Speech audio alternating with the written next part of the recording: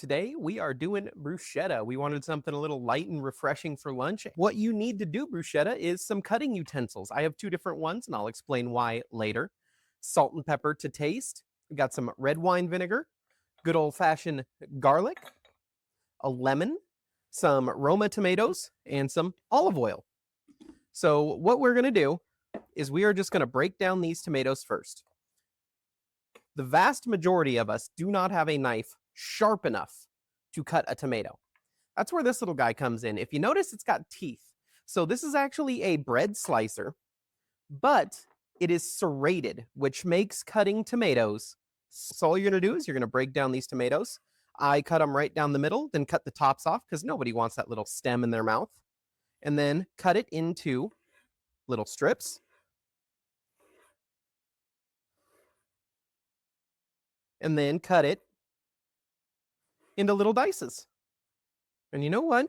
I wasn't gonna, but I'm also gonna use a good old-fashioned bench scraper to make picking those up and throwing them in the Tupperware a lot easier. You don't gotta do that, but I like making my life easier. All right, now that we got all of this nice and diced up, as you can see, we need to start adding all kinds of fun stuff. So we got our handy dandy lemon here. We're just going to go ahead and cut that bad boy right down the middle and juice a little bit of it directly into the tomato mixture. Try not to get any seeds like I just did. They are a lot less edible than tomato seeds.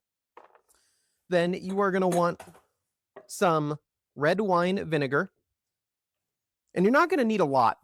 Now, for those of you who are a big fan of measuring, it's going to come out to about a teaspoon. And we also need a bit of our basil, which I forgot to show you at the beginning. Basil is very important for bruschetta. It is one of the predominant flavors in bruschetta, in fact. Makes your breath smell good. Depending on how much you're doing is basically how many leaves you're going to need. So we are just going to get all these little basil leaves, and we're going to roll them up together like a stogie. Normally, I like a plant with bigger leaves than this, but this is what they had at the store, so this is what I got.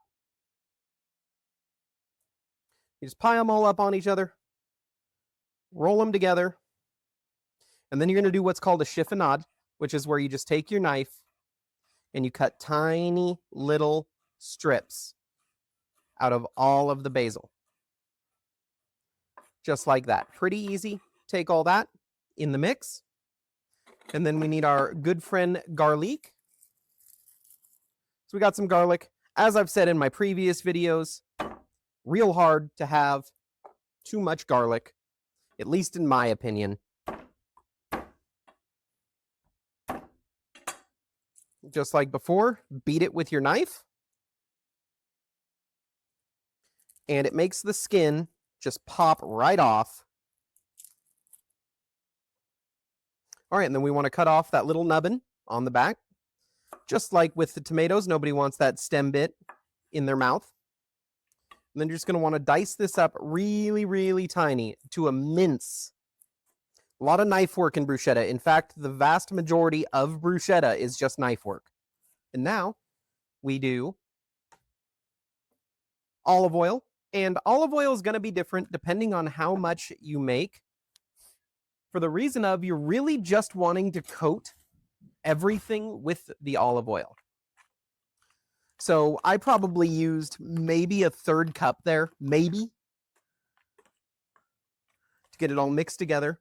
Then we come in with our fresh cracked black pepper. You don't got to do this. You can use just regular old shaker pepper. I just like fresh cracked for the reason of it makes the flavors just a little bit more potent. And then you're also wanting some salt. Now, I like a fair amount of salt in my bruschetta. I find it brings out the sweetness of the tomatoes as well as the brightness of the different acids you put in there, like the lemon. So all you wanted to do, mix it up, and now it's going to look like this. And after that, you're just going to want to cover it and throw it in the fridge for at least 30 minutes up to an hour. And now we got the last part of bruschetta, which is bread. Just got some regular old French bread here. Got our handy dandy serrated knife from earlier. Not really going to use the end piece. And you're just going to want to cut these to almost an inch thick because you want a little sturdiness for your toppings.